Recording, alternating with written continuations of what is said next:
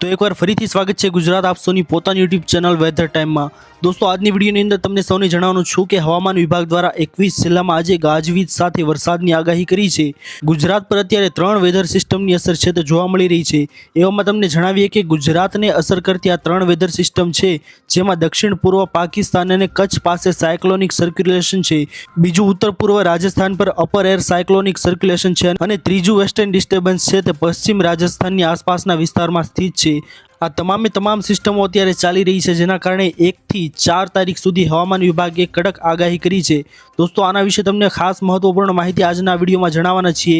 વિડીયોમાં તમામ માહિતી દોસ્તો આપણે જાણીએ ને તેના પહેલાં જે કોઈ પણ લોકો અમારી યુટ્યુબ ચેનલ પર નવા છે તેમને વિનંતી કે ફટાફટ અમારી ચેનલને સબસ્ક્રાઇબ કરી દો, જેના લીધે આવી જ મહત્વની માહિતી હવામાન વિભાગ વિશેની આપ સૌને આ ચેનલના માધ્યમથી મળતી રહે। તો ચાલો દોસ્તો આજની આ વિડીયોને શરૂ કરીએ। તો સૌથી પહેલાં તમને સૌને જણાવીએ જેવું કે તમને સૌને ખબર પડી ગઈ કે 3 સિસ્ટમ અત્યારે ગુજરાતની ઉપર ફરી રહી છે, જેવામાં તેના કારણે આજે 21 જિલ્લામાં ગાજવીજ સાથે વરસાદની આગાહી છે તે હવામાન વિભાગે વ્યક્ત કરી છે। જેવું કે દોસ્તો તમને સૌને જણાવ્યું છે કે આ 3 સિસ્ટમ છે તે સક્રિય થશે તો ગુજરાતમાં ભારે વરસાદ છે તે વરસી શકે છે।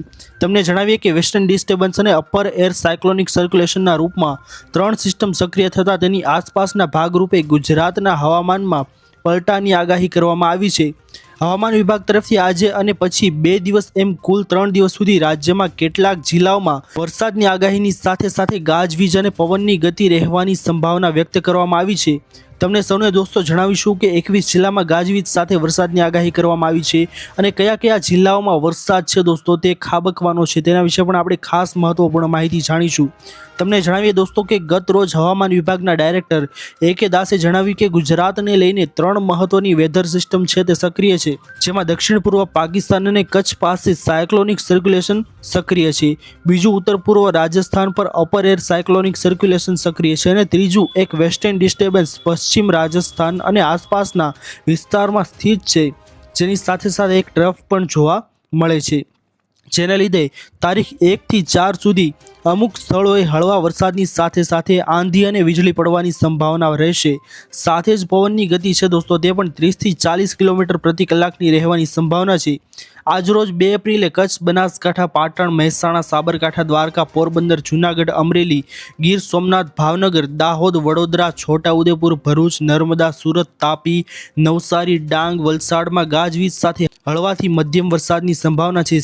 સાથે આવતીકાલે 3 એપ્રિલના રોજ કચ્છ, બનાસકાંઠા, સાબરકાંઠા, દ્વારકા, પોરબંદર, જૂનાગઢ, ગીર સોમનાથ, અમરેલી અને ભાવનગરમાં ગાજવીજ સાથે હળવાથી મધ્યમ વરસાદની આગાહી કરવામાં આવી છે અને 4 એપ્રિલના રોજ અમરેલી, ભાવનગર, અરવલ્લી, મહીસાગર, દાહોદ, પંચમહાલ, વડોદરા, ભરૂચ, છોટાઉદેપુર, નર્મદામાં ગાજવીજ સાથે વરસાદની આગાહી કરવામાં આવી છે।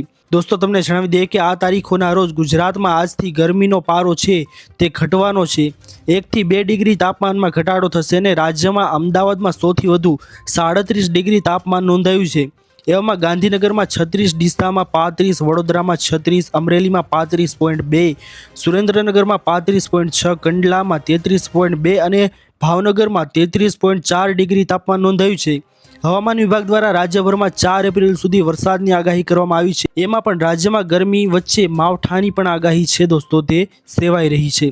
2 વરસાદી સિસ્ટમ સક્રિય થતાં રાજ્યમાં 4 એપ્રિલ સુધી ગાજવીજ સાથે માવઠાની આગાહી કરવામાં આવી છે અને 3 વરસાદી સિસ્ટમ સક્રિય થતાં રાજ્યમાં 4 એપ્રિલ સુધી ગાજવીજ સાથે માવઠાની પણ આગાહી કરવામાં આવી છે। તમને જણાવીએ દોસ્તો કે ઉત્તર ગુજરાત અને કચ્છમાં વરસાદ પડી શકે છે આવામાં, જ્યારે દક્ષિણ ગુજરાત અને સૌરાષ્ટ્રમાં પણ માવઠાની આગાહી છે। જેવું કે આપ સૌએ જાણ્યું તે જિલ્લામાં વરસાદની આગાહી કરવામાં આવી છે, સાથે માવઠું પડે તો ખેડૂતોને ખૂબ સાવધાન રહેવા અપીલ કરવામાં આવી છે। દોસ્તો આજરોજ જેવું કે આપ સૌને જણાવ્યું કે જે કાંઈ પણ જિલ્લામાં વરસાદનો માહોલ યથાવત રહ્યો હતો તેના કારણે ઠંડા પવનો છે તે આસપાસના વિસ્તારોમાં ફૂંકાઈ રહ્યા છે। જે કાંઈ પણ જિલ્લા જેવું કે દોસ્તો તમને સૌને જણાવ્યું કે આજરોજ 2 એપ્રિલના રોજ બનાસકાંઠા, પાટણ, મહેસાણા, સાબરકાંઠા, દ્વારકા તેવામાં ભારે વરસાદ છે તે નોંધાયો હતો, જેના આસપાસના વિસ્તારોમાં પવન છે દોસ્તો તે ઠંડો ફૂંકાતા વાતાવરણ છે તેમાં ગરમીનું પ્રમાણ ઓછું થયું છે અને ઠંડક છે દોસ્તો તે પ્રસરી રહી છે। તમને સૌને જણાવીએ દોસ્તો કે આ 3 સિસ્ટમ છે તે સક્રિય થતાં હવે આગામી દિવસોમાં માવઠું પડવાની સંભાવના ખાસી સેવાઈ રહી છે, જેના કારણે દોસ્તો ખેડૂતોને મોટી મુશ્કેલી છે તેનો સામનો કરવો પડી શકે છે। જેથી કરીને જે કોઈ પણ ખેડૂતો છે જેમનો પાક ઊભો છે તેવા ખેડૂતોએ ખાસ સાવચેતી રાખીને દોસ્તો તેમનો પાક છે તે યોગ્ય સ્થળોએ ખસેડી લેવો। જેવું કે દોસ્તો તમને સૌને જે કાંઈ પણ જિલ્લા જણાવ્યા, જે જિલ્લામાં રહેતા ખેડૂતો છે તેમના માટે આ ગંભીર બાબત કહી શકાય, કારણ કે દોસ્તો જો તેમનો પાક છે તે બગડી જશે તો ખેડૂતોને મોટી મુશ્કેલીનો સામનો કરવો પડી શકે તેમ છે।